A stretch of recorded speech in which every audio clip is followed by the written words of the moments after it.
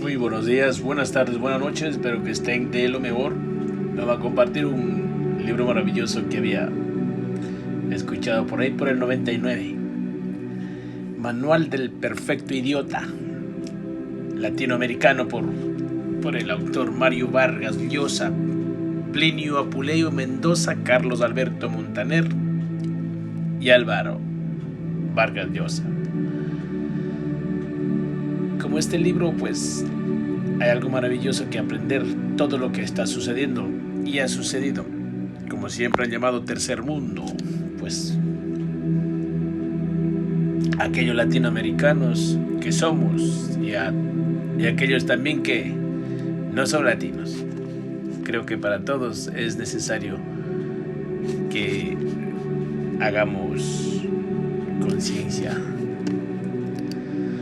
Cree que somos pobres porque ellos son ricos y viceversa, que la historia es una exitosa conspiración de malos contra buenos en la que aquellos siempre ganan y nosotros siempre perdemos. Él esté en todos los casos entre los pobres víctimas y los buenos perdedores.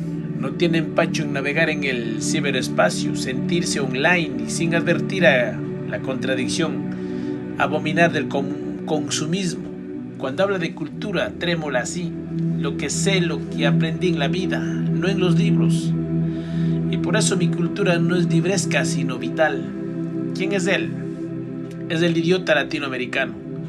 3 escritores latinoamericanos, por supuesto, lo citan, diseccionan, reseñan, biografían e inmortalizan en un libro, Manual del Perfecto Idiota Latinoamericano, que está escrito como los buenos matadores torean a los miuras, arrimando mucho el cuerpo y dejando jirones de piel en la faena.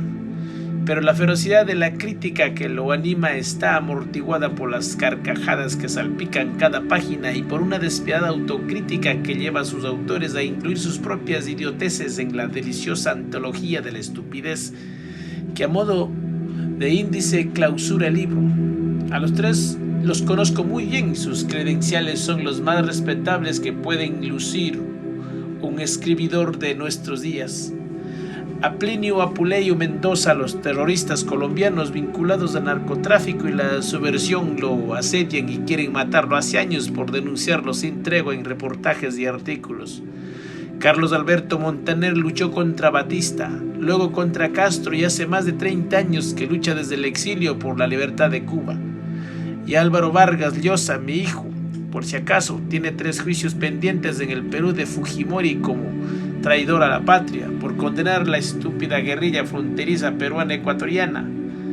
Los 3 pasaron en algún momento de su juventud por la izquierda. Álvaro dice que no, pero yo descubrí que cuando estaba en Princeton formó parte de un grupo radical que, fundado en Boinas, Che Guevara, iba a manifestar contra Reagan a las puertas de la Casa Blanca, y los 3 son ahora liberales en esa variante desembosada y sin complejos que es también la mía, que en algunos terrenos lindan con el anarquismo y a la que el personaje de este libro, el idiota de Marras, se refiere cuando habla de ultraliberalismo o fundamentalismo liberal.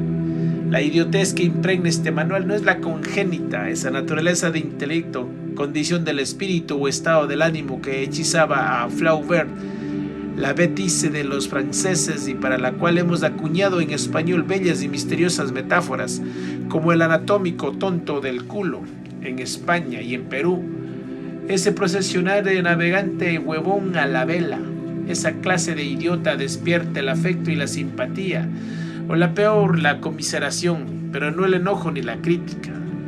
Y a veces hasta una secreta envidia, pues hay en los idiotas de nacimiento, en los espontáneos de la idiotez, algo que se parece a la pureza y a la inocencia, y la sospecha de que en ellos podría emboscarse nada menos que esa cosa terrible llamada por los creyentes santidad. La idiotez que documentan estas páginas es de otra índole. En verdad ella no es solo latinoamericana, corre como el azogue y echa raíces en cualquier parte.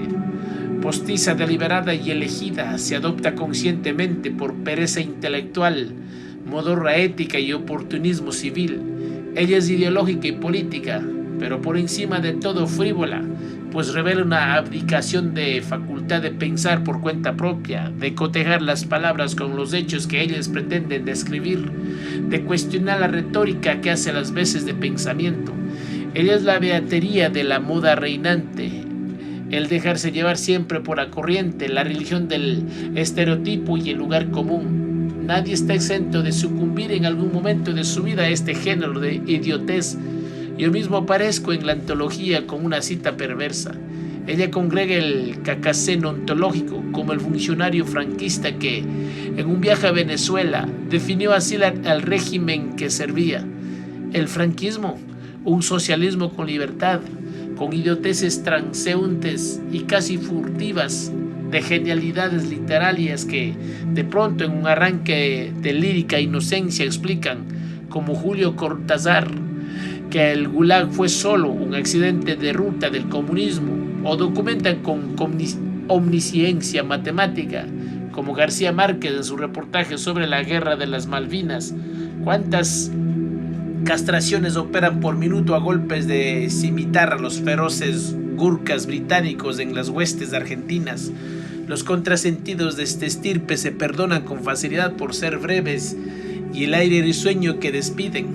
Los asfixiantes son los que se enroscan en barrocos tratados teológicos, explicando que la opinión por la pobreza del genuino cristianismo pasa por la lucha de clases, el centralismo democrático, la guerrilla o el marxismo, o en bodrios económicos que a cañonazos estadísticos y con tablas comparativas de ciencia ficción demuestran que cada dólar contabiliza como beneficio por una empresa estadounidense o europea, consagra el triunfo del modelo Shylock en el intercambio comercial, pues fue amasado con sangre, sudor y lágrimas tercermundistas. Hay la idiotez sociológica y la de la ciencia histórica, la politológica y la periodística, la católica y la protestante, la de la izquierda y de la derecha, la socialdemócrata, la democristiana, la revolucionaria, la conservadora, y hay también la liberal. Todas aparecen aquí retratadas y maltratadas sin piedad, aunque eso sí, con un humor siempre sabroso, regocijante.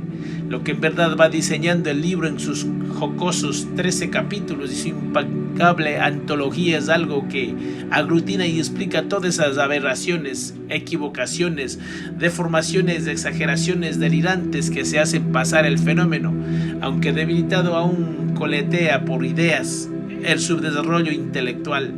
Es el gran mérito del libro, la seriedad que se agazapa debajo de la vena risueña en que está concebido, mostrar que todas las doctrinas que profusamente tratan de explicar realidades tan dramáticas como la pobreza, los desequilibrios sociales, en algún momento de su juventud por la izquierda, Álvaro dice que no, pero yo descubrí que cuando estaba en Princeton formó parte de un grupo radical que, fundado en Boinas, Che Guevara iba a manifestar contra Reagan a las puertas de la Casa Blanca, y los tres son ahora liberales, en esa variante desembosada y sin complejos que es también la mía, que en algunos terrenos linda con el anarquismo y a la que el personaje de este libro, el idiota de las marras, se refiere cuando habla de ultraliberalismo o fundamentalismo liberal.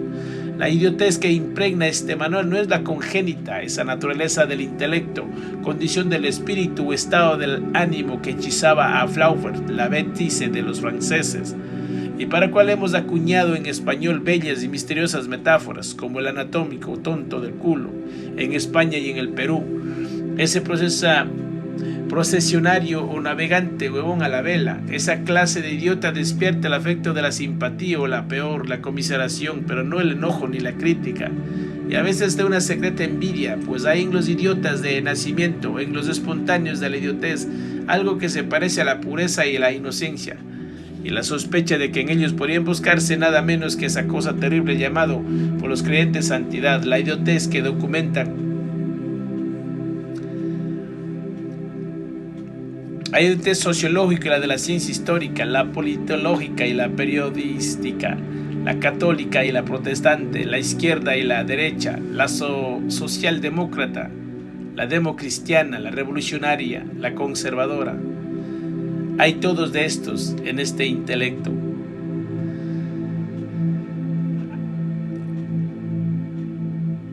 Aquí Aquí aparece sobre todo como debilidad y cobardía frente a la realidad real y como una propensión neurótica a eludirlas, sustituyéndole una realidad ficticia. No es extraño que un continente que en estas inclinaciones fuera la tierra propicia del surrealismo, la belleza convulsiva del ensueño y la intuición y la desconfianza hacia lo nacional, y que al mismo tiempo proliferarán en las sátrapas militares y los autoritarismos, y fracasan una y otra vez las tentativas de arraigar esa costumbre de los consensos y las concesiones recíprocas, de la tolerancia y responsabilidad individual, que son el sustento de la democracia.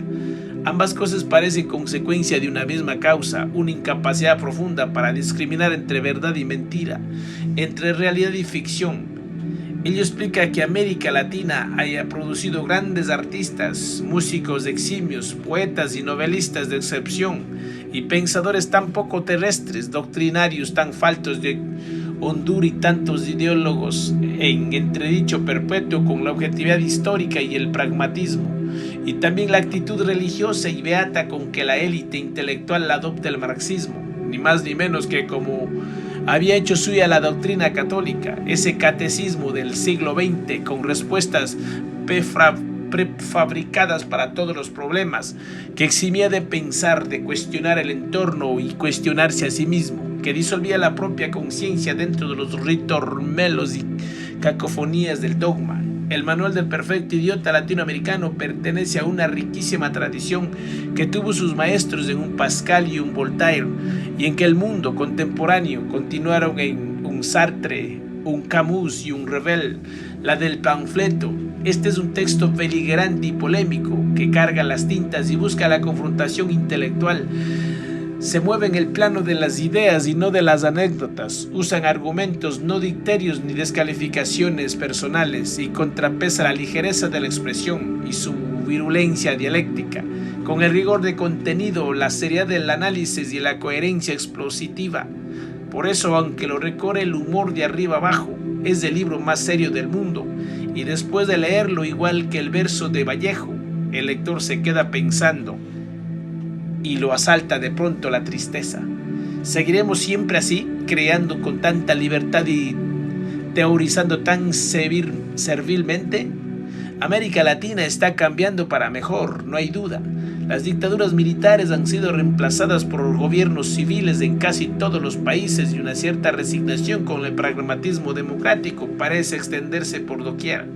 En cualquiera de las viejas utopías revolucionarias, a tropezones y porrazos, se van aceptando cosas que hace muy poco eran tabú: la internalización, los mercados, la privatización de la economía, la necesidad de reducir y disciplinar a los estados, pero todo ello como a regañadientes, sin convicción, porque esa es la moda y no hay otro remedio. Unas reformas hechas con ese desgano, arrastrado los pies y rezongando entre dientes contra ellas, ¿no están condenadas al fracaso?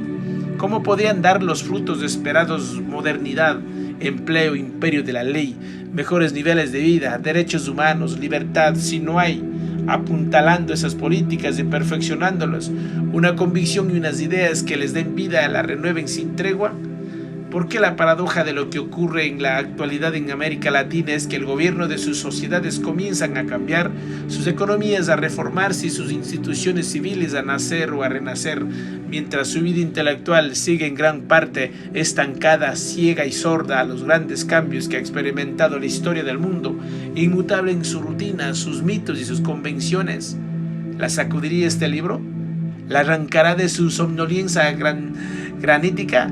¿Abrirán los ojos los idiotas convocados y responderán al desafío de los tres mosqueteros del manual con ideas y argumentos contradictorios? Ojalá. Nada hace tanta falta para que los cambios en América Latina sean duraderos, como un gran debate que de fundamento intelectual, sustento de ideas, a ese largo y sacrificado proceso de modernización del que resulten sociedades más libres y más prósperas, y una vida cultural con una cuota nula o al menos escasa de idioteces y de idiotas. París, de enero de 1996. Manual del Perfecto Idiota Latinoamericano, a la memoria de Carlos Rangel y Jean-François Revel, que a uno y a otro lado del Atlántico han combatido sin tregua la idiotez política. Retrato de familia. En la formación política del perfecto idiota, además de cálculos y resentimientos, han intervenido los más vanados y confusos ingredientes. En primer término, claro está mucho de la vulgata marxista de sus tiempos universitarios. En esa época, algunos folletos y cartillas de un marxismo elemental le suministraron una explicación fácil y total del mundo y de la historia. Todo quedaba debidamente explicado por la lucha de clases. La historia avanzaba conforme a un libreto previo: esclavismo, feudalismo, capitalismo y socialismo, antesala de una sociedad realmente igualitaria. Los culpables de la pobreza y el atraso de nuestros países eran los funestos aliados, la burguesía y el imperialismo. Semejantes nociones del materialismo histórico les servirían de caldo para cocer allí. Más tarde, una extraña mezcla de tesis tercermundistas, brotes de nacionalismo y de demagogía populista, y una que otra vehemente referencia al pensamiento, casi siempre caricaturalmente citado de algún caudillo emblemático de su país, llámese José Martí, Augusto César Sandino, José Carlos Mariátegui, Víctor Raúl Aya de la Torre, Jorge Eliezer Gaitán, Eloy Alfaro, Lázaro Cárdenas, Emiliano Zapata, Juan Domingo Perón, Salvador Allende, cuando no el propio Simón Bolívar o el Che Guevara, todo ello servido en bullentes cazuelas retóricas. El pensamiento político de nuestro perfecto idiota se parece a esos opulentos pucheros tropicales donde uno encuentra lo que quiera, desde garbanzos y rodajas de plátano frito hasta plumas de oro. Si a este personaje pudiéramos tenderlo en la diván de un psicoanalista, descubriríamos en los pliegues más íntimos de su memoria las úlceras de algunos complejos y resentimientos sociales. Como la mayor parte del mundo político e intelectual latinoamericano, el perfecto idiota proviene de modestas clases medias, muy frecuentemente de origen provinciano y de alguna manera venidas a menos. Tal vez tuvo un abuelo próspero que se arruinó, una madre que enviudó temprano, un padre profesional, comerciante y funcionario, estrujado por las dificultades cotidianas y añorando mejores tiempos de la familia.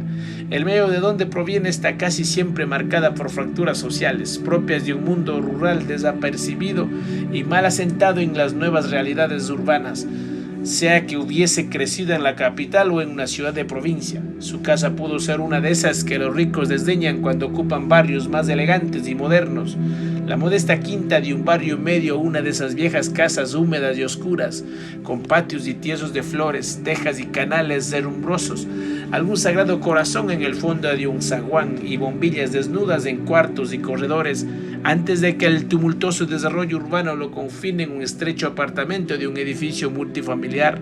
Debieron ser compañeros de su infancia la emulsión de Scott, el jarabe iodotánico, las novelas radiofónicas, los mambos de Pérez Prado, los tangos y rancheras vengativos, los apuros de fin de mes y parientes siempre temiendo perder su empleo con un cambio de gobierno. Debajo de esa polvorienta franja social, a lo que probablemente hemos pertenecido todos nosotros, estaba el pueblo, esa gran masa anónima y paupérrima llenado calles y plazas de mercado y las iglesias en la Semana Santa, y encima siempre arrogantes, los ricos con sus clubes, sus grandes mansiones, sus muchachas de sociedad y sus fiestas exclusivas, viendo con desdén desde la altura de sus buenos apellidos a las gentes de clase media, llamados, según el país, guachafos, lobos, ciúticos o cualquier otro término despectivo. Desde luego nuestro hombre o mujer no adquiere título de idiota por el hecho de ser en el establecimiento social algo así como el jamón de emparedado y de buscar en el marxismo, cuando todavía padece de acné juvenil, una explicación y un desquite. Casi todos los latinoamericanos hemos sufrido el marxismo como un sarampión, de modo que lo alarmante no es tanto haber pasado por estas tonterías como seguir repitiéndolas, o lo que es peor, creyéndolas sin haberlas confrontado con la realidad. En otras palabras, lo malo no es haber sido idiota, sino continuar siéndolo.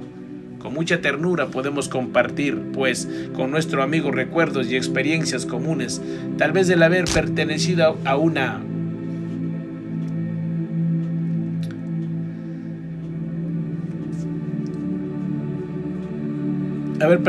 célula comunista o algún grupúsculo de izquierda, haber cantado la Internacional o la Bella Xiao ha arrojado piedras a la policía, puesto letreros en los muros contra el gobierno, repartido hojas y volantes o haber gritado en coro, con otra multitud de idiotas en ciernes, el pueblo unido jamás será vencido.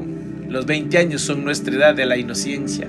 Lo más probable es que en medio de este sarampión común a tantos, a nuestro hombre lo haya sorprendido la revolución cubana con las imágenes legendarias de los barbudos entrando en una Habana en delirio. Y ahí tendremos que la idolatría por Castro o por el Che Guevara, en él no será efímera sino perenne. Tal idolatría que a unos cuantos muchachos de una generación los pudo llevar al monte y a la muerte, se volverá en nuestro perfecto idiota un tanto discreta cuando no sea ya un militante de izquierda radical, sino el diputado, senador, exministro, dirigente de un partido importante de su país. Pese a ello no dejará de batir la cola alegremente, como un perrito a la vista de un hueso, si encuentra delante suyo, con ocasión de una visita a Cuba, la mano y la presencia barbuda, exuberante y monumental del líder marxismo, y desde luego idiota perfecto, al fin y al cabo encontrará los peores desastres provocados por Castro una explicación plausible. Si hay hambre en la isla, será por culpa del cruel bloqueo norteamericano. Si hay exiliados, es porque son gusanos incapaces de entender un proceso revolucionario. Si hay prostitutas, no es por la penuria que vive la isla, sino por el libre derecho que ahora tienen las cubanas de disponer de su cuerpo como a bien tengan.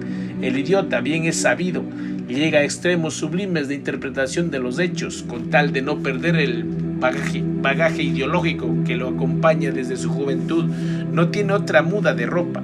Con nuestro perfecto idiota tampoco tiene un pelo de apóstol. Su militancia en los grupúsculos de izquierda no sobrevivirá a sus tiempos de estudiante.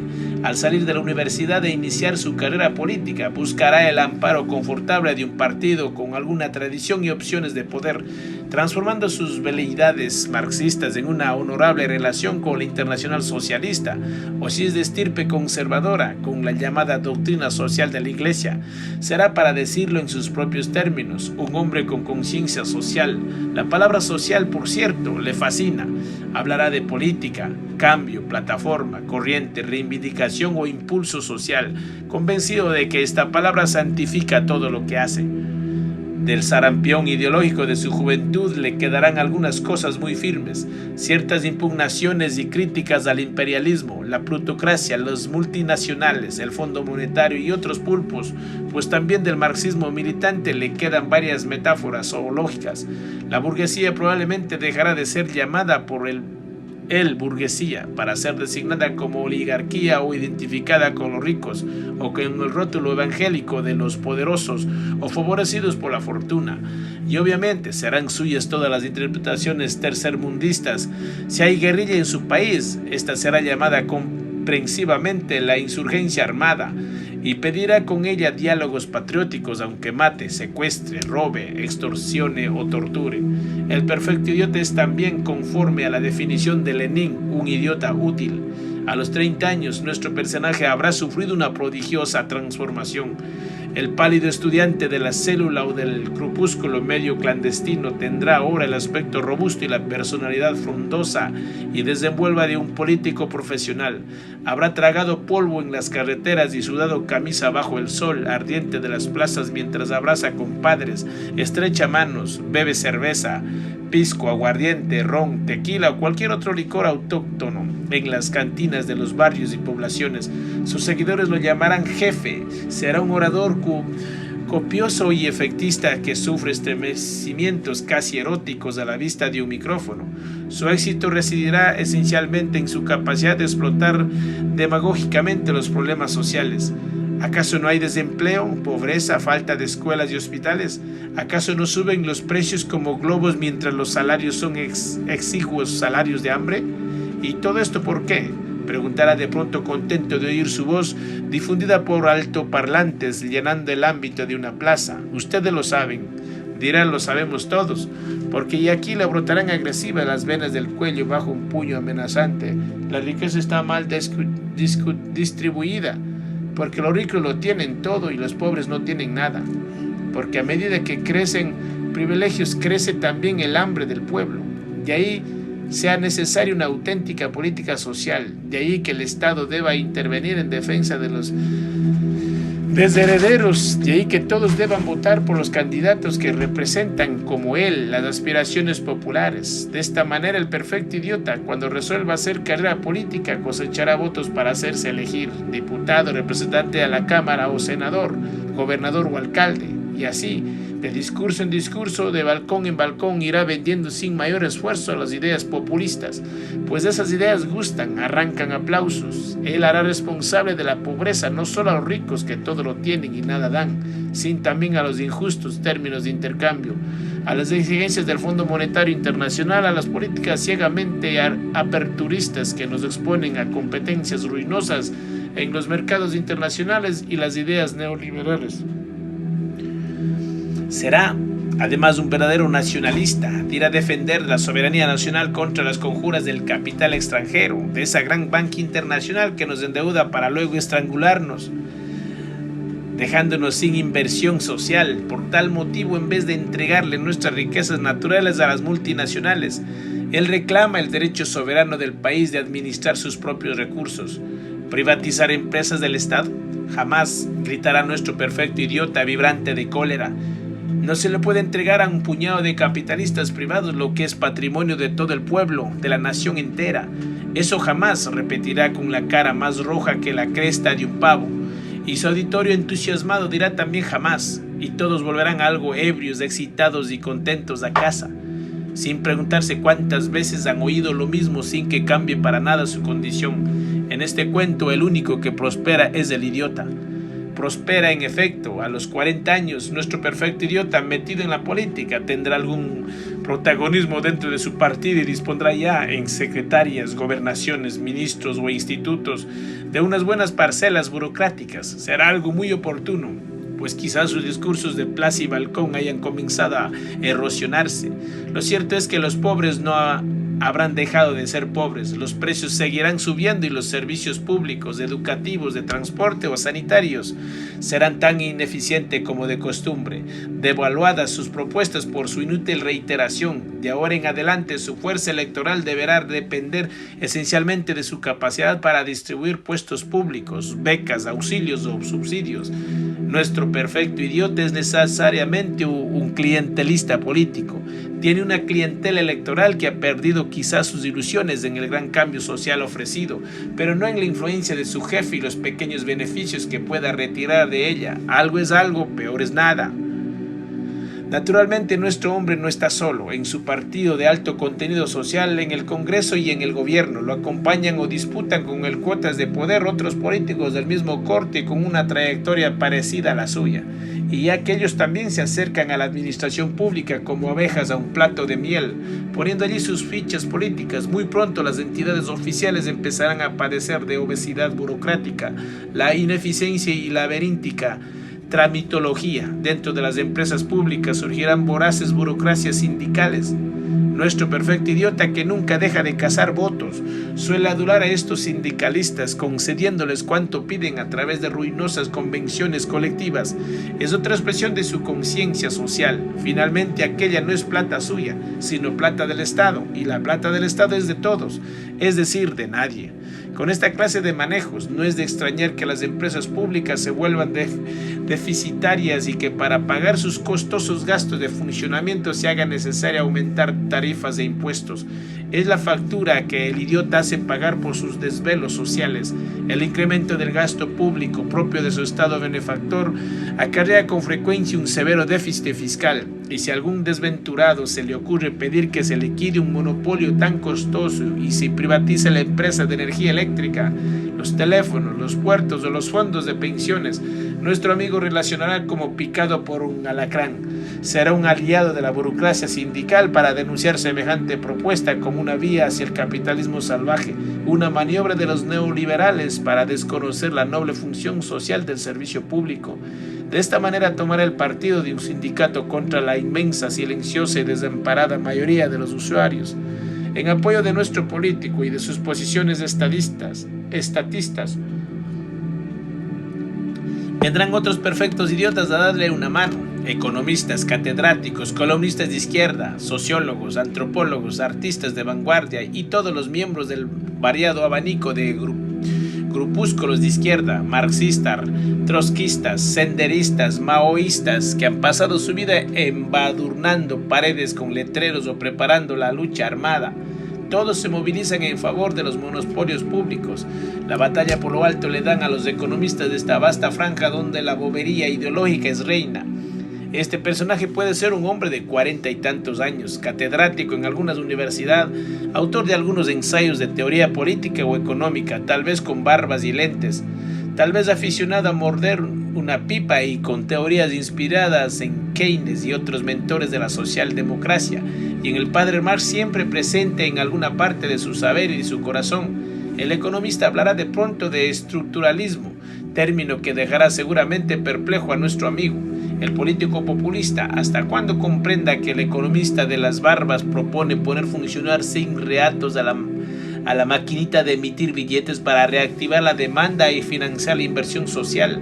Será el feliz encuentro de dos perfectos idiotas. El mejor lenguaje, el economista impugnará las recomendaciones del Fondo Monetario presentándolos como una nueva forma repudiable de neocolonialismo, y sus críticas más feroces serán reservadas para los llamados neoliberales. Dirá, para júbilo del populista, que el mercado inevitablemente desarrolla iniquidades, que corresponde al Estado corregir los desequilibrios en la distribución del ingreso y que la apertura económica solo sirve para incrementar ciega y vertigosamente las importaciones, dejando en abierta desventaja a las industrias manufactureras locales o provocando su ruina con la inevitable secuela de desempleo y el incremento de los problemas sociales. Claro, ya lo decía yo, diría el político populista, sumamente impresionado por el viso de reducción que da sus dosis de economista y por los libros bien documentados, publicados por algún fondo editorial universitario que le envía. Hojeándolos se encontrará cifras, indicativos, citas memorables para demostrar que el mercado no puede anular el papel justiciero del Estado. Tiene razón Alan García, leerá allí, cuando dice que las leyes de la gravedad no implican que el hombre renuncie a volar, y naturalmente los dos perfectos idiotas, unidos en su admiración común ante tan brillante metáfora, olvidarán decirnos cuál fue el resultado concreto obtenido durante su catastrófico gobierno por el señor García con tales elucubraciones. A los 50 años, después de haber sido senador y tal vez ministro, nuestro perfecto idiota empezará a pensar en sus opciones como candidato presidencial. El economista podrá ser un magnífico ministro de Hacienda suyo. Tiene a su lado además nobles constitucionalistas de su mismo signo, profesores, tratadistas ilustres, perfectamente convencidos de que para resolver los problemas del país, inseguridad, pobreza, caos administrativo, violencia o narcotráfico, lo que se necesita es una profunda reforma constitucional o una nueva constitución que consagre al fin nuevos y nobles derechos: el derecho a la vida, a la educación gratuita y obligatoria, a la vivencia digna, al trabajo bien remunerado, a la lactancia, a la intimidad, a la inocencia, a la vejez tranquila, a la dicha eterna. 400 o 500 artículos con un nuevo ordenamiento jurídico y territorial y el país quedará como nuevo. Nuestro perfecto idiota es también un soñador. Ciertamente no es un hombre de grandes disciplinas intelectuales, aunque en sus discursos haga frecuentes citas de Neruda, Vallejo, Rubén Darío, y esas palabras telúrico, simbiosis, sinergia, programático y coyuntural. Sin embargo, donde mejor resonancia encuentre para sus ideas en el mundo cultural de la izquierda, compuesto por catedráticos, indigenistas, folcloristas, sociólogos, artistas de vanguardia, autores de piezas y canciones de protesta y películas con mensaje. Con todos ellos se entiende muy bien. Comparte sus concepciones. ¿Cómo no podrá estar de acuerdo con los ensayistas y catedráticos que exaltan los llamados valores autóctonos o telúricos de la cultura nacional y manifestaciones populares del arte, por oposición a los importadores o cultivadores de un arte foráneo y decadente? Nuestro perfecto idiota considera con todo ellos que deben rescatarse las raíces indígenas de Latinoamérica, siguiendo los pasos de un Mariátegui o de un Aya de la Torre, cuyos libros cita, apoya a quienes denuncian el neocolonialismo cultural y le anteponen creaciones de real contenido social. Esta palabra es siempre una cobija mágica, o introducen en el arte pictórico formas y reminiscencias del arte precolombino. Probablemente nuestro idiota congresista al fin ha propuesto y a veces impuesto a través de alguna ley, decreto o resolución la obligación de alterar la música foránea para el decadente Beatles, incluido con la música criolla. De esa manera habrá enloquecido o habrá estado a punto de enloquecer a sus desventurados compatriotas con cataratas de joropos, bambucos, marineras, huaynos, rancheras o cuecas. También ha exigido cuotas de artistas locales en los espectáculos y ha impugnado la presencia excesiva de técnicas o artistas provenientes del exterior. Por idéntico escrúpulo nacionalista, incrementará la creación de grupos de artistas populares, dándoles toda suerte de subsidios sin reparar en su calidad. Se trata de desterrar el funesto elitismo cultural, denominación que en su espíritu puede incluir las óperas de Rossini, los conciertos de Bach, las exposiciones de Pollock o de Andy Warhol, el teatro de Ionesco o de Molière, las películas de Bergman, en provecho de representaciones llenas de diatribas políticos sociales, de truculento costumbrismo o deplorables localismos folclóricos, paradojas. A nuestro perfecto idiota del mundo cultural no le parece impugnable gestionar y recibir becas o subsidios de funcionarios o universidades norteamericanas, puesto que gracias a ellas puede, desde las entrañas mismas del monstruo imperialista, denunciar en libros, ensayos y conferencias el papel neocolonialista que cumplen no solo los Chicago Boys o los economistas de Harvard, sino también personajes tales como el Pato Donald, el Teniente Colombo o Alex Carrington. En estos casos, el perfecto idiota latinoamericano se convierte en un astuto quinta columnista que erosiona desde adentro los valores políticos y culturales del imperio. Nuestro amigo pues se mueve en un vasto universo a la vez político, económico y cultural, en el cual cada disciplina acude en apoyo de la otra idiotez, se propaga prodigiosamente como expresión de una subcultura continental, cerrándonos el camino hacia la modernidad y el desarrollo teórico del tercermundismo. El perfecto idiota nos deja en ese tercer mundo de pobreza y de atraso con su vasto catálogo de dogmas entregados como verdades. Esas sublimes boberías de libre circulación en América Latina son las que este manual recoge de una vez por todas en las páginas que siguen. El árbol genealógico. Los latinoamericanos no estamos satisfechos con lo que somos, pero a la vez no hemos podido ponernos de acuerdo sobre qué somos, ni sobre lo que queremos ser. Del buen salvaje al buen revolucionario, Carlos Rangel.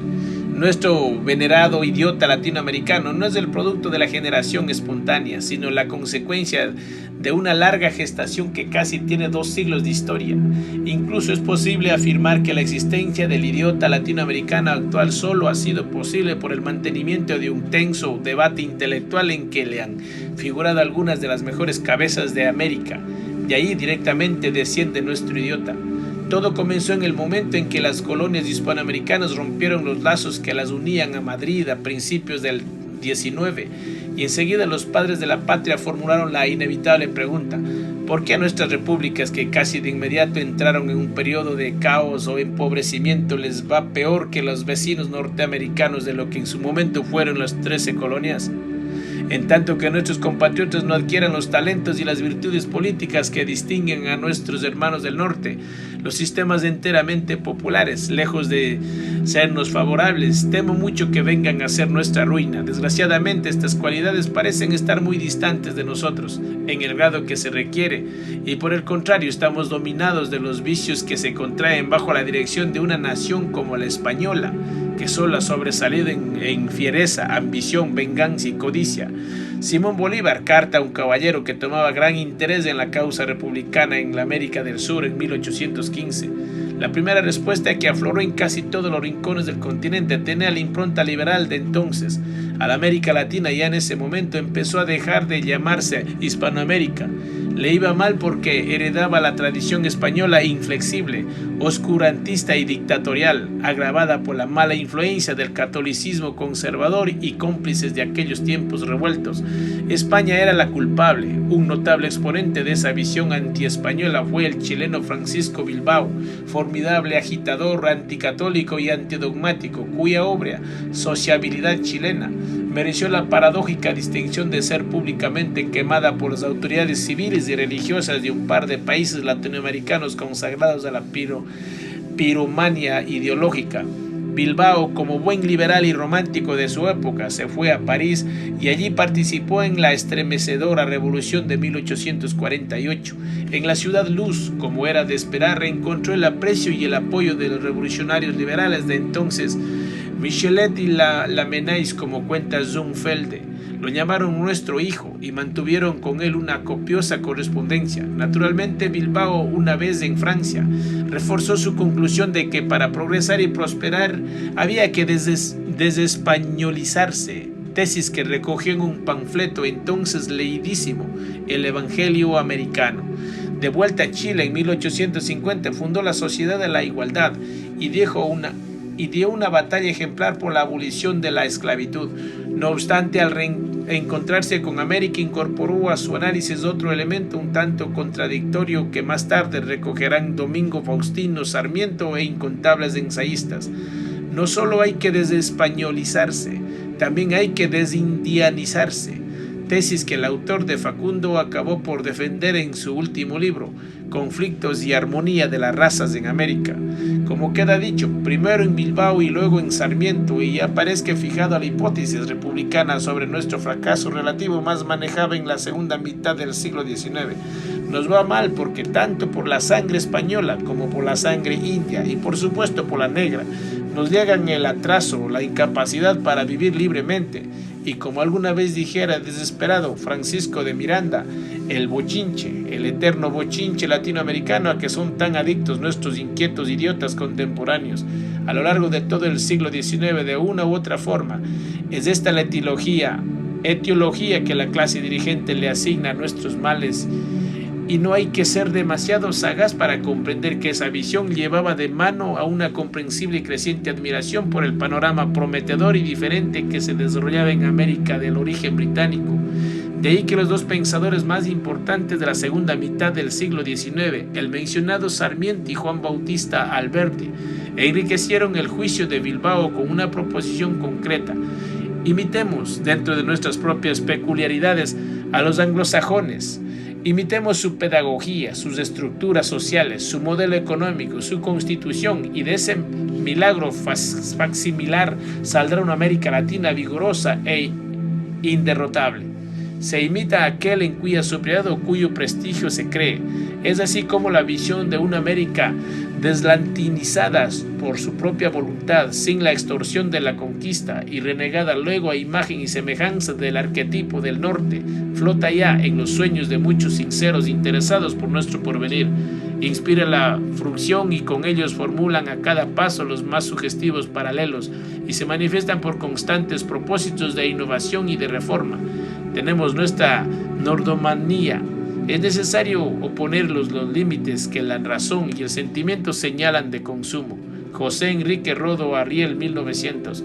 Solo que a fines de siglo esta fe en el progreso norteamericano, esta confianza en el pragmatismo y este deslumbramiento por los éxitos materiales comenzaron a resquebrajarse precisamente en la patria de Alberti y el de Sarmiento, cuando en 1897 Paul Groussac, prior de intelectualidad rioplatense de entonces, publicó un libro del viaje del Plata al Niágara, en el que ya planteaba de modo tajante el enfrentamiento espiritual entre una América materialista anglosajona y otra hispana cargada por el peso ético y estético de la espiritualidad latina. Groussac no era un afrancesado, sino un francés en toda la regla, un francés aventurero que llegó a Buenos Aires a los 18 años sin hablar una palabra de español, mas consiguió dominar el castellano con tal asombrosa perfección que se convirtió en el gran dispensador de honores intelectuales de la época. Llegó a ser director de la Biblioteca Nacional de Buenos Aires. Se decía exageradamente que había leído todos los libros que en ella había, y desde su puesto ejerció un inmenso magisterio crítico en los países del Cono Sur. Es más que probable que el uruguayo José Enrique Rodó haya leído los papeles de Groussac antes de publicar en 1900 el que sería el más leído e influyente ensayo político de la primera mitad del siglo XX, Arriel, un breve libro, escrito con la prosa almibarada de modernismo. Rodó se cogía la prosa con papel de China, aseguró alguna vez Blanco Fombona, y bajo la clarísima influencia de Renan, concretamente de Caliban, drama en el que el francés, autor de la famosa Vida de Jesús, utiliza los mismos símbolos que Shakespeare empleó en La Tempestad y de los que luego se sirvió Rodó. ¿Qué significó en todo caso el famoso opúsculo de Rodó? En esencia, tres cosas: la superioridad natural de la cultura humanista latina frente al pragmatismo positivista anglosajón, el fin de la influencia positivista comtiana en América Latina y el rechazo implícito al antiespañolismo de Sarmiento y Alberdi, para Rodó como para la generación arielista que le seguiría, y en ella que hasta Rubén Darío, mareado de cisnes y de alcoholes, milita entusiasmado con sus poemas antiimperialistas. No hay que rechazar la herencia de España, sino asumirá como parte de un legado latino, Francia, Italia, España, que enaltece a los hispanoamericanos. El arielismo, como es evidente, significó una bifurcación importante en el viejo debate encaminado a encontrar el origen de las desventuras latinoamericanas, derivación surgida exactamente en el momento preciso para apoderarse de la imaginación de numerosos políticos y escritores de la época, dado que 2 años antes, en 1898, el continente de habla castellana había visto la guerra hispano-cubano-americana con una mezcla de admiración, estupor y prevención. En pocas semanas, Estados Unidos había destruido la flota española, ocupaba Cuba, Puerto Rico y las Filipinas, humillando a España y liquidando casi totalmente su viejo imperio colonial de 4 siglos. Estados Unidos, ante la mirada nerviosa de América Latina, ya no solo era un modelo social arquetípico, sino había pasado a ser un activo poder internacional que competía con los ingleses en los mercados económicos y con todas las potencias europeas en el campo militar. Estados Unidos había dejado de ser la admirada república para convertirse en otro imperio. Los primeros conquistadores de mentalidad primaria se anexaban a los habitantes en calidad de esclavos. Los que vinieron después se anexaron los territorios sin los habitantes. Los Estados Unidos, como ya hemos insinuado en precedentes capítulos, han inaugurado el sistema de anexarse la riqueza sin los habitantes y sin los territorios, desdeñando las apariencias para llegar al hueso de la dominación sin el peso muerto de extensiones que administrar y muchedumbres que dirigir. Manuel Ugarte, La Nueva Roma, 1915. Armando con esta visión geopolítica y filosófica, comenzó a proliferar en nuestro continente una criatura muy eficaz y extraordinariamente popular, a la que hoy llamaríamos analista político.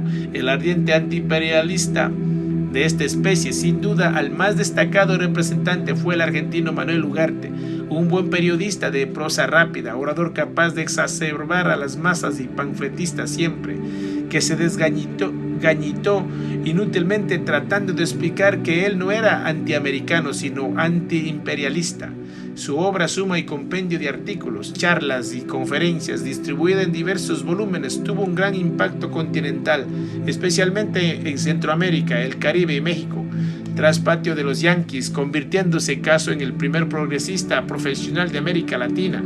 Curiosamente, la idea básica de Ugarte y la tarea que asimismo se había asignado, más que progresistas, eran de raigambre conservadora y de inspiración españolista.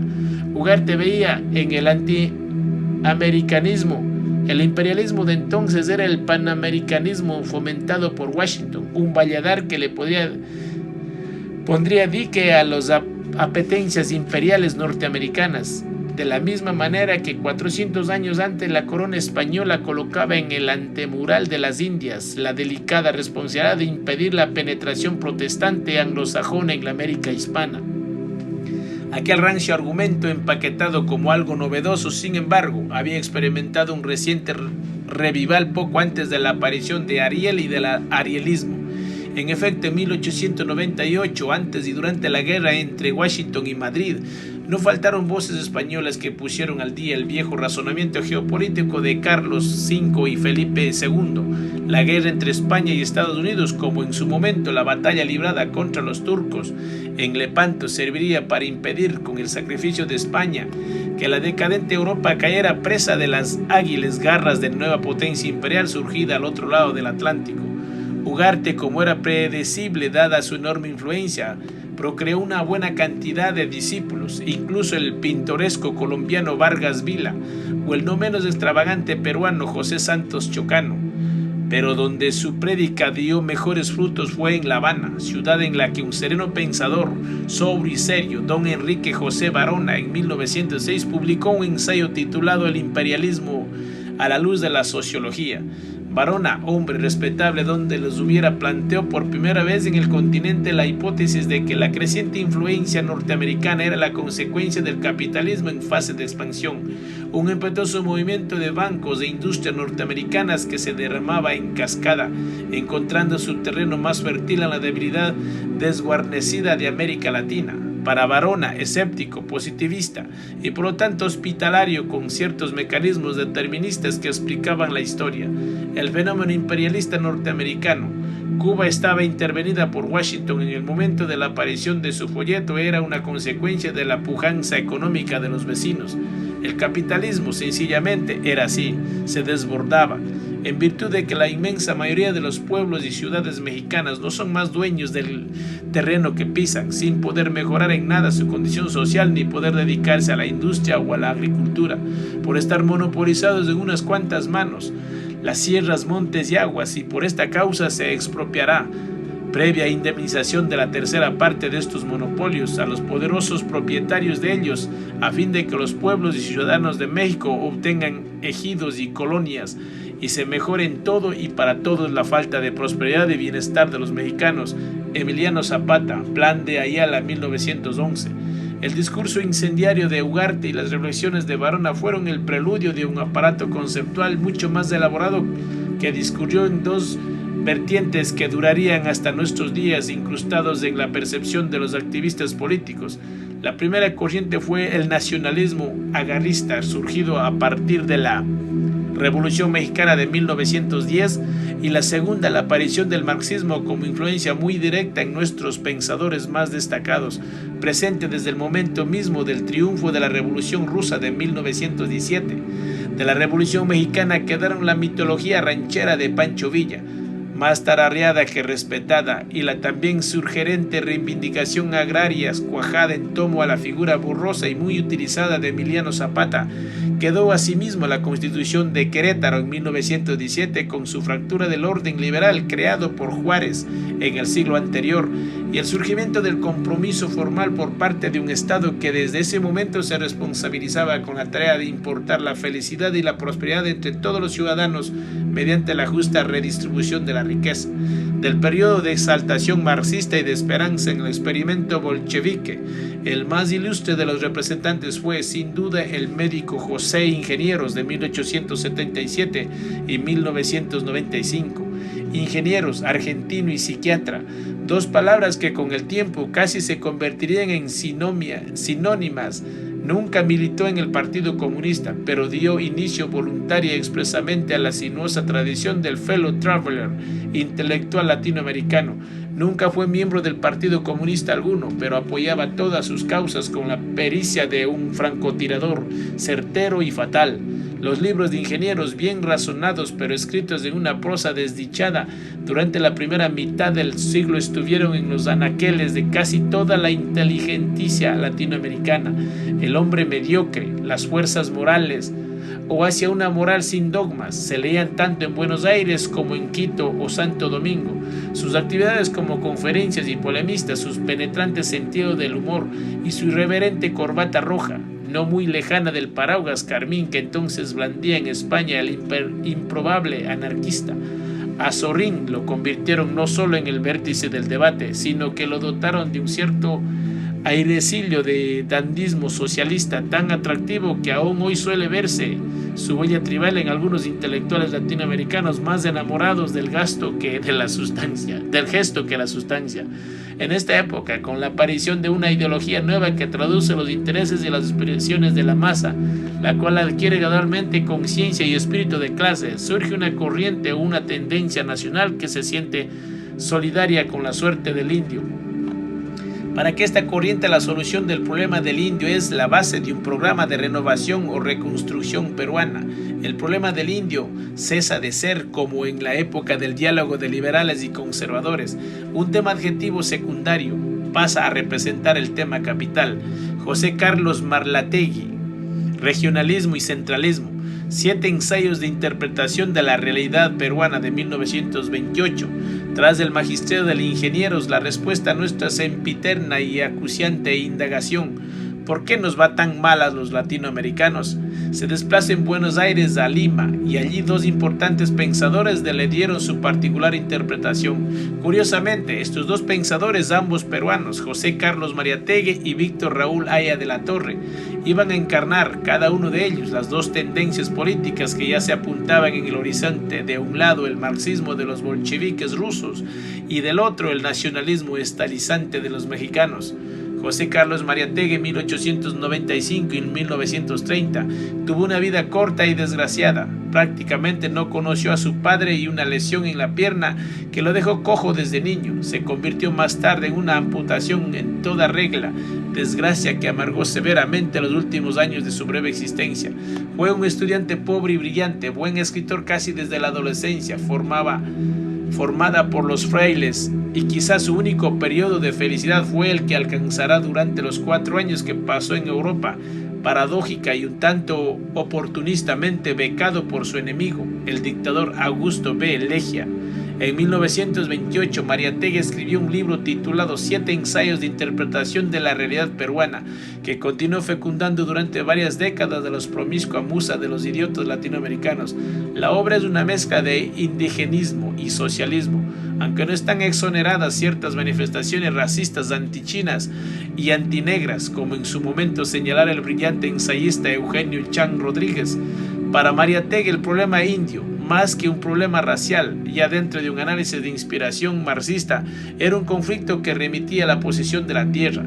El gamonalismo latifundista era responsable del atraso y la servidumbre espantosa de los indios, pero ahí no terminaban los problemas del largo peruano. También pasaban como una lápida la subordinación de los productores locales y las necesidades extranjeras.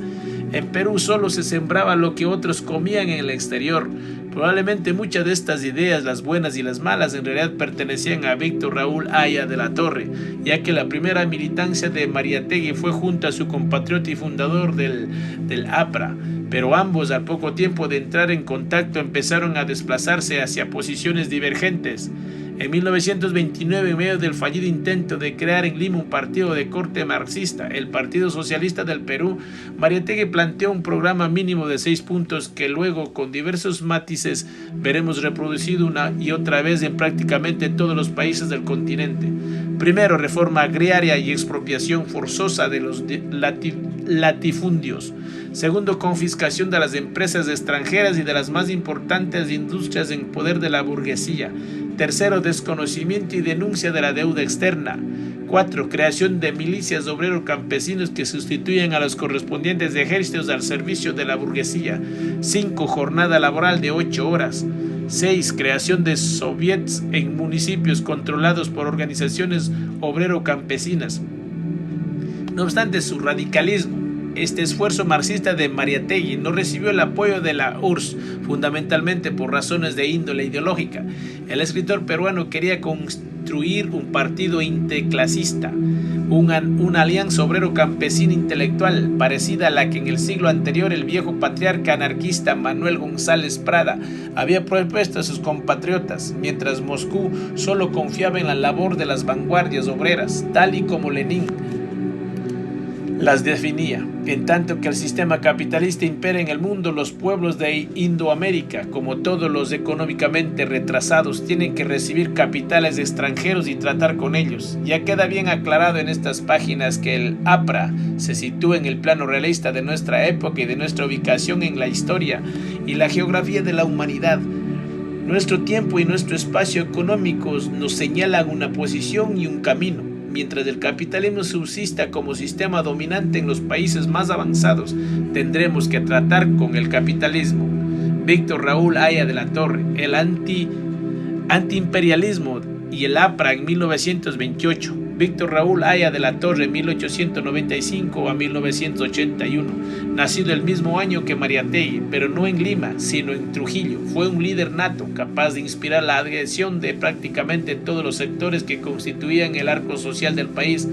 blanco y de la aristocracia empobrecida, no asustada demasiado a la oligarquía peruana, pero misteriosamente también lograba conectar con las clases bajas, con los cholos y con los indios, de una manera que tal vez ningún político antes que él consiguiera hacerlo en su país. Hay dos biografías paralelas de Haya de la Torre que trenzan de una manera inseparable. Por un lado está la historia de sus luchas políticas, de sus largos exilios, de sus fracasos, de sus prisiones, y por el otro el notable recuento de su formación intelectual. A Haya de la Torre, muy joven, le llegó de lleno la influencia del comunismo y de la Revolución Rusa de 1917, pero al mismo tiempo otras amistades y otras lecturas de carácter filosófico y político lo hicieron alejarse del comunismo y lo acercaron a posiciones que hoy llamaríamos socialdemócratas, aunque él interpretaba esas ideas de otra manera lateralmente distinta, en la que no se excluía un cierto deslumbramiento por la estética fascista, los desfiles con antorchas, la presencia destacada en el partido de matones, búfalos, que cultivaban lo que falangistas españoles llamaban la dialéctica de los puños y las pistolas. Haya vivió exiliado durante las dictaduras de Leguía, de Sánchez Cerro y luego en la época de Odria, pero no perdió el tiempo en sus larguísimos periodos de residencia en el exterior de salir en la legación colombiana en Lima. Su impresionante nómina de amigos y conocidos incluía personas tan distintas y distantes como Romay Rollán, Anatolio Lunacharki, Salvador de Madariaga, Toynbee o Einstein. Además del español, que escribía con elegancia, dominó varias lenguas, el inglés, el alemán, el italiano, el francés, considerándose a sí mismo, tal vez con cierta razón, el pensador original que había conseguido desde el marxismo superar la doctrina y plantear una nueva interpretación de la realidad latinoamericana. A esta conclusión llegó Haya de la Torre con una tesis política de la que llamó Espacio, Tiempo, Historia, cruce de Marx con Einstein, pero en la que no falta la previa reflexión de Trotsky sobre Rusia. En efecto, a principios del siglo, Trotsky, ante la notable diversidad de grados de civilización que se podía encontrar en Rusia, desde el muy refinado San Petersburgo hasta aldeas asiáticas que apenas rebasaban el Paleolítico, concluyó que en el mismo espacio ruso convivían diferentes tiempos históricos. Haya de la Torre llegó al mismo criterio que relación con los incas de la sierra, en contraste con la Lima costeña, blanca o chola, pero muy europea. En el mismo espacio nacional peruano convivían los tiempos históricos, de donde dedujo las teorías marxistas no podían aplicarse por igual a estas dos realidades tan diferentes.